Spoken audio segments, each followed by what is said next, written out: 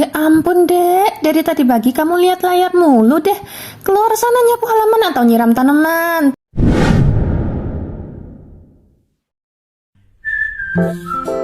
Hayu ayah bunda, siapa yang sering berantem sama anaknya gara-gara masalah game dan HP? Tenang ayah bunda nggak sendiri kok. Gara-gara pandemi, rata-rata keluarga menghadapi situasi yang serupa, yaitu lamanya interaksi anak dengan layar gadget jadi berkali-kali lebih banyak. Hal ini karena hampir semua aktivitas dilakukan secara online, mulai dari hal yang sifatnya hiburan seperti main game, sosialisasi sama teman dan saudara, sampai sekolah pun harus menerapkan kebijakan pembelajaran jarak jauh alias PJJ. Pada situasi yang luar biasa ini, nggak cuma guru dan murid yang dituntut untuk bisa beradaptasi dengan perubahan proses belajar mengajar secara cepat. Ayah bunda di rumah mau nggak mau harus ikutan belajar dan mendampingi anak. Belum lagi kalau terjadi distraksi lain nih seperti kendala koneksi internet, listrik mati, atau juga keterbatasan gadget. Pokoknya banyak deh hal baru yang harus dikhawatirkan ayah bunda gara-gara PJJ. Salah satunya adalah tantangan untuk menjaga motivasi belajar anak. Hal ini bukan hal yang mudah mengingat proses belajar yang dilalui terkesan sangat monoton dan berulang, yaitu cuma lihat layar gadget.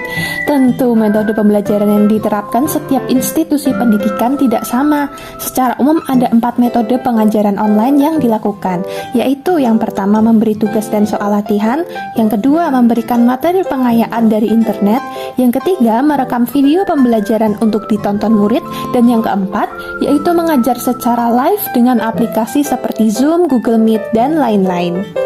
Guru berkompetensi tinggi akan berusaha untuk membuat proses pembelajaran yang bervariasi dan interaktif sehingga menarik dan tidak membosankan bagi murid. Akan tetapi juga bisa dipahami bahwa tidak semua guru memiliki fasilitas dan kompetensi yang mendukung untuk menyelenggarakan pembelajaran daring yang optimal. Tentunya situasi ini tidak diharapkan. Akan tetapi proses pembelajaran yang hanya memberikan materi dan soal-soal tentu saja akan memiliki dampak, yaitu membuat anak di rumah lama-kelamaan merasa terbebani dengan tugas sekolah hingga akhirnya anak dapat kehilangan semangat belajarnya. Selain itu, penyerapan dan pemahaman peserta didik tak jarang juga menjadi kurang maksimal. Contohnya untuk mata pelajaran matematika dan fisika.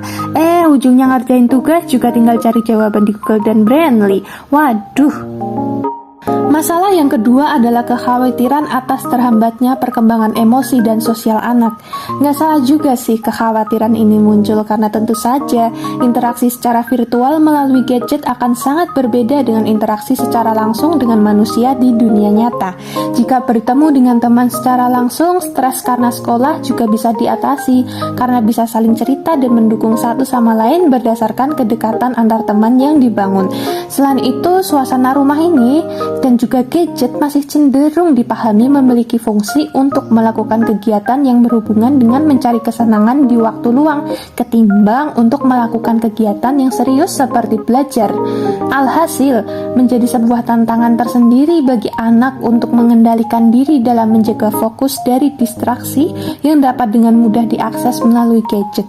Belum lagi di pembelajaran daring, anak merasa tidak memiliki guru yang dapat memantau secara fisik setiap waktu, dan jika kebetulan orang tua juga sibuk kerja secara daring di rumah, wah, kalau anak ini belum memiliki kesiapan emosi dan sosial yang baik, PJJ tentu tak dapat berjalan dengan lancar. Selain itu, PJJ juga membuat siswa punya tumpukan tugas karena setiap guru kan ngasih ya tugas. Ya mau gimana lagi sih, bagi guru tugas adalah media yang paling mudah untuk menilai tingkat pemahaman siswa. Masalah yang ketiga adalah tantangan untuk memilih sumber belajar yang berkualitas di internet. Dari sisi kuantitas, materi tersedia begitu banyak di internet dan siapapun bisa membuatnya, sehingga siswa harus memiliki keterampilan tersendiri dalam memilah dan memilih materi yang berkualitas. Selain itu, dari sisi keamanan konten juga menjadi perhatian, karena selama melakukan pencarian materi atau mengerjakan tugas secara daring, sangat mungkin anak dapat mengalami paparan konten atau iklan yang tidak patut, penipuan, kekerasan, perundungan atau cyberbullying, bahkan pelecehan. Masalah keempat adalah mengkontrol durasi yang dihabiskan anak dengan layar gadget. Menjadi manusia yang lahir dan tumbuh berdampingan dengan teknologi tak serta-merta membuat anak memiliki keterampilan digital yang baik secara alami. Mungkin anak terlihat begitu cepat dalam mempelajari teknologi terbaru, tapi bagaimana mengoperasikannya dengan baik dan benar belum tentu bisa dipahami dengan sendirinya. Di sisi lain, orang tua juga merasa perlu waktu untuk belajar dan beradaptasi dengan teknologi terbaru agar dapat mendampingi anak dengan baik, karena bagaimanapun anak tetap memerlukan peran orang tua untuk mengasah, mengasihi, dan mengasuh mereka di dunia digital ini. Jika anak belum memiliki prinsip dan etika yang dipahami dengan mendalam, bisa jadi anak menjadi manusia yang bukannya mendapat manfaat dengan menguasai teknologi, tapi justru menjadi manusia yang dikuasai oleh teknologi.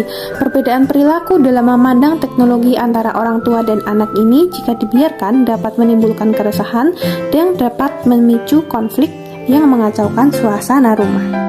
Bahkan pada beberapa kasus, sikap orang tua yang kurang tepat dalam mengontrol penggunaan gadget dianggap oleh anak terlalu berlebihan hingga justru menjadi bumerang karena seolah orang tua tidak memberikan kepercayaan pada anak. Pada akhirnya anak pun menggunakan gadget secara diam-diam. Hal ini terjadi karena anak merasa pengawasan orang tua merupakan ancaman terhadap privasi dunia maya mereka, sehingga mereka bersikap tidak terus terang dalam menceritakan apa saja yang mereka lakukan dengan gadget mereka. Itulah 4 masalah yang banyak dialami orang tua dalam mendampingi anaknya selama masa pandemi ini. Oleh karena itu, saat ini ada yang namanya istilah digital parenting atau pengasuhan digital, yaitu bagaimana orang tua dapat memanfaatkan teknologi untuk kebaikan anaknya. Berdasarkan artikel yang sudah saya baca, ada setidaknya 6 tips yang dapat dilakukan untuk melakukan pengasuhan digital untuk membantu PJJ ini, ayah bunda. Tips yang pertama, jadikan pandemi ini sebagai momen bagi orang tua untuk memperbanyak waktu bersama anak dengan hal-hal yang positif. Ayah dan bunda harus dapat membagi peran dan tugas dalam mendampingi anak dengan menjadi orang tua yang asyik dan gaul agar anak juga merasa nyaman dan tidak takut mengkomunikasikan pikiran dan perasaannya. Tips yang kedua, orang tua harus terus belajar bersama anak dalam mengikuti perkembangan teknologi. Teknologi baru akan terus bermunculan dan orang tua perlu setidaknya tahu bagaimana teknologi tersebut bekerja.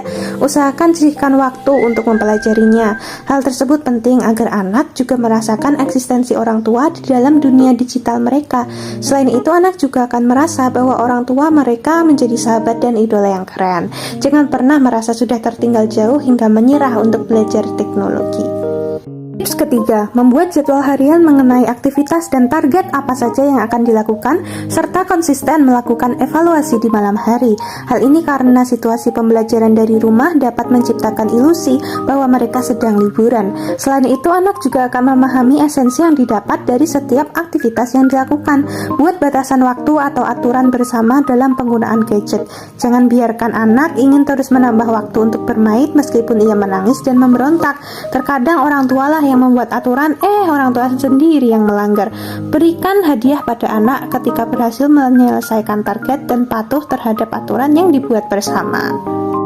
Tips keempat, kombinasikan aktivitas daring dan luring.